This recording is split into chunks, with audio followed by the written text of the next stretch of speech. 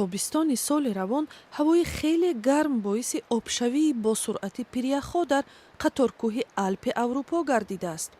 Дар осоишгоҳи зермати минтақаи Маттерҳорни Швейсария, ки бо кӯҳнавардиву лижаронӣ шӯҳрати ҷаҳонӣ касб кардааст, имсол меҳмон зиёд нест. Кормандони осоишгоҳ мегӯянд, имсол ҳаво гарм асту пиряхҳо барои лижаронӣ муносиб нестанд. ба қавли онҳо, феълан дар саросари қаторкӯҳи Алп пиряхҳо дар як рӯз тахминан 5 сантиметр хурдтар мешаванд. ин раванд соҳибкорони маҳаллиро аз даромад маҳрум кардааст.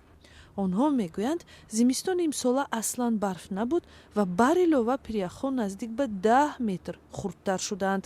дар натиҷа истифодаи майдонҳои лижаронӣ имкон надорад. обшавии пиряхҳо дар саросари олам ва аз ҷумла дар Тоҷикистон ҳам ба қайд гирифта шудааст.